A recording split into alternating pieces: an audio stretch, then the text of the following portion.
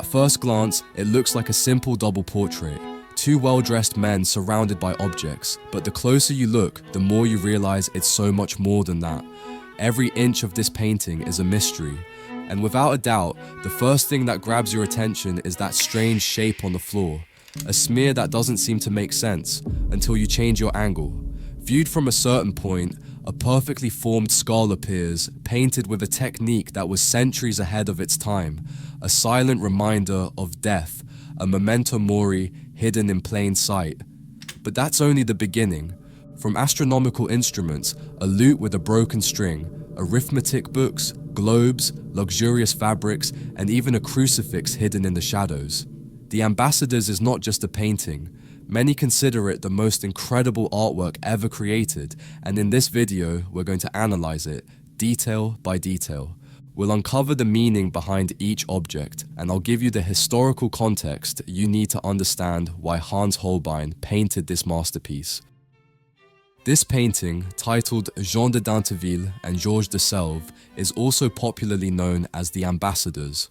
What characterizes this painting at first glance is its meticulous realism, which we can observe in the wonderful rendering of textures, but it's also a piece filled with objects, and although it may not seem like it, each one of them hides a symbolic meaning. Let's start from the most general to the most specific. Let's begin by appreciating the rich textures that appear in the painting. Holbein truly outdid himself with the level of detail in every piece of fabric.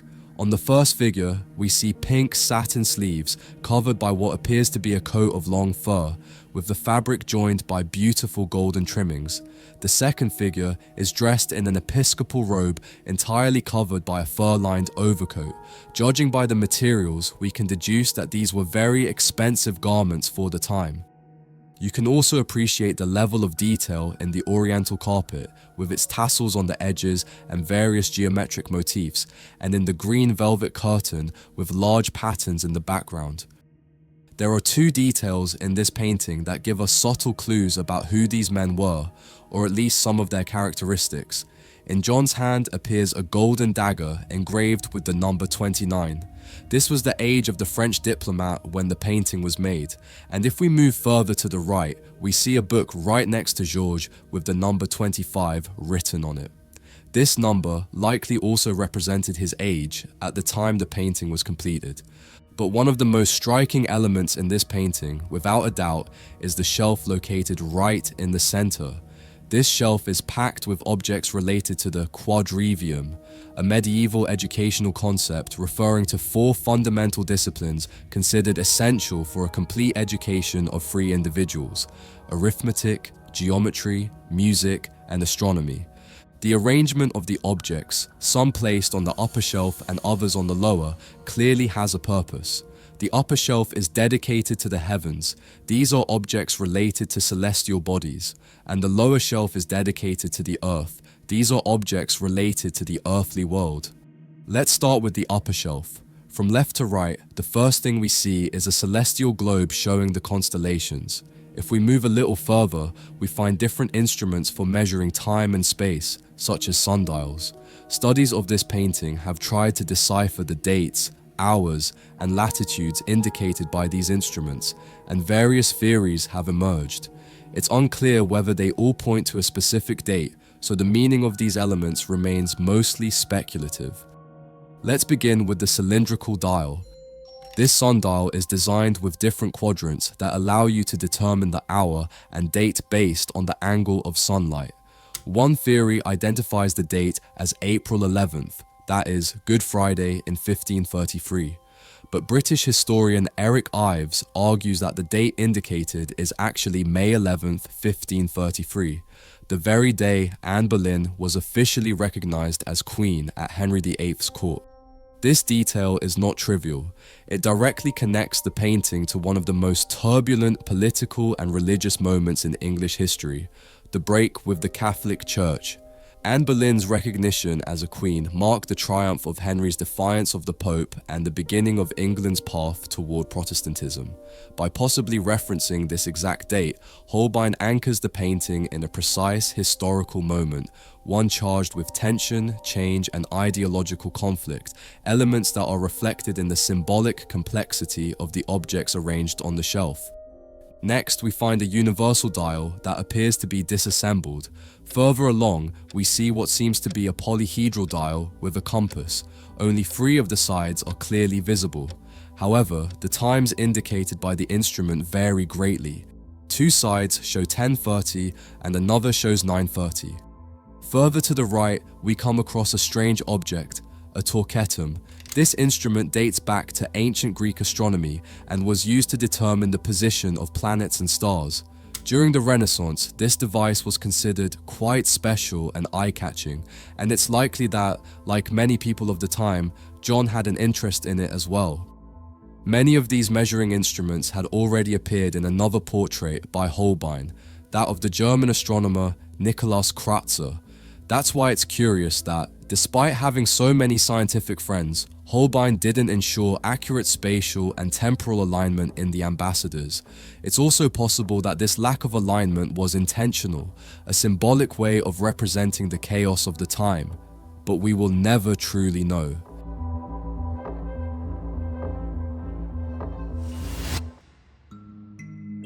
Now let's move on to the objects on the lower shelf. The first thing we notice is a terrestrial globe placed upside down. Paris is given a privileged position on this globe. Interestingly, Holbein spelled it Baris instead of Paris, and did something similar with Britannia, which appears as Britannia. These spelling quirks may reflect Holbein's own pronunciation of French words, or perhaps the orthographic variations that were common in the 16th century. Either way, they offer subtle clues about the artist's linguistic background and the multilingual environment in which this painting was created. And it doesn't end there. Another detail is that the artist also marked a place in France called Policy, which, coincidentally, was where John's estate was located. This detail was what ultimately helped identify the man portrayed in the painting. Continuing, we find an open arithmetic book accompanied by a set square. This was a real book titled The New and Reliable Book of Calculation Instructions for Merchants, written by Peter Apian, a German humanist and mathematician. What's striking about this element is that it's open to a page about methods of division. The title reads Divide, that is, let the division be made. This was likely a reference to the division within Christendom that was tearing Europe apart at the time. A little further to the right, we find 2 instruments, a lute, which was a very popular instrument in the Middle Ages and the Renaissance, and a case of flutes. One of the lute strings appears broken and curled, and one of the flutes is missing from the case. These instruments are typically symbols of harmony, but in this context, Holbein conveys the opposite, the loss of harmony during the ecclesiastical crisis of the Reformation. Below that, we come across a choral book, specifically a Lutheran hymnal written in German. This hymnal was also real, but in the original, the 2 pages shown in the painting are not placed consecutively. Holbein deliberately chose and arranged them this way. The left page features Martin Luther's hymn, Come Holy Spirit, while the right page displays the shortened version of the 10 Commandments, also by Luther.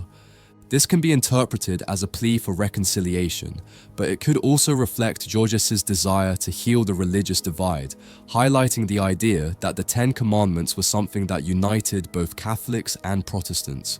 Georges de Selve, the man depicted on the right side of the painting, was not only a diplomat but also a bishop.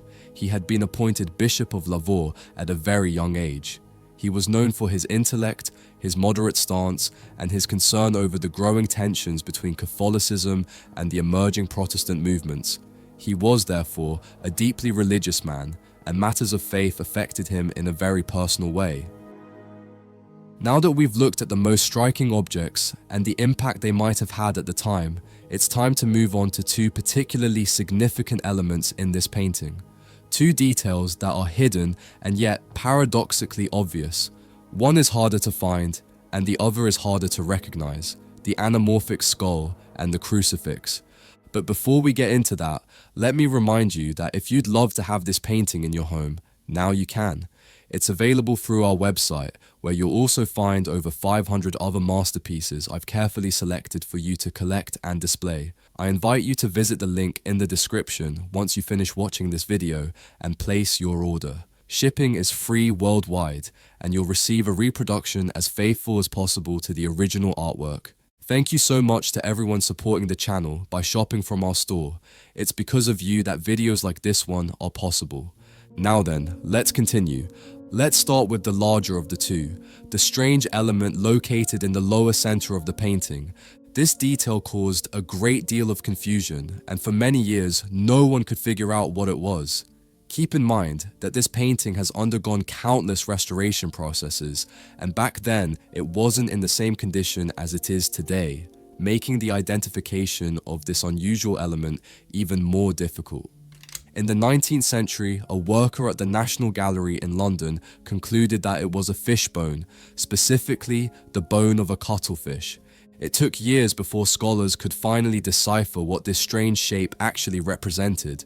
The worker wasn't wrong in thinking it was a bone, but he was mistaken in assuming it came from a fish. It was a human bone, specifically a skull. In the 15th century, it was quite common for people to be portrayed with skulls, but the distorted way in which Holbein painted this one made his work truly unique. Because while he placed it right in the foreground, drawing attention to it, he also concealed it through a technique of visual distortion. This way, at first glance, viewers focus only on the ambassadors and the impressive objects related to art and science. But as you move and lose the frontal perspective of the scene, the skull becomes clearer and more visible. This painting is a memento mori, a reminder of mortality.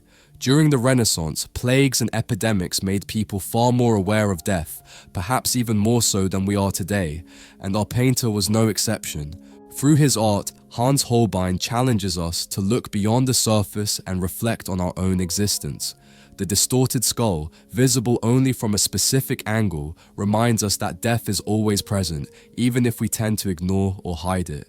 It serves as a warning about our finitude, the limits of our perception, and our tendency to focus on the material and the fleeting. But between the earthly and the hidden, right on the threshold between the world of men and the mystery of the beyond, Christ appears, a symbol of hope and salvation. From that position, half hidden between the visible and the unknown, he reminds us that even if human achievements take center stage, the transcendent is always present, even when we don't immediately perceive it. I'd love to hear your thoughts on this painting in the comments. And of course, if you have another interpretation of this piece, it would be a pleasure to read it. Don't forget to visit inspiragio.com to place your order, and I'll see you in the next video.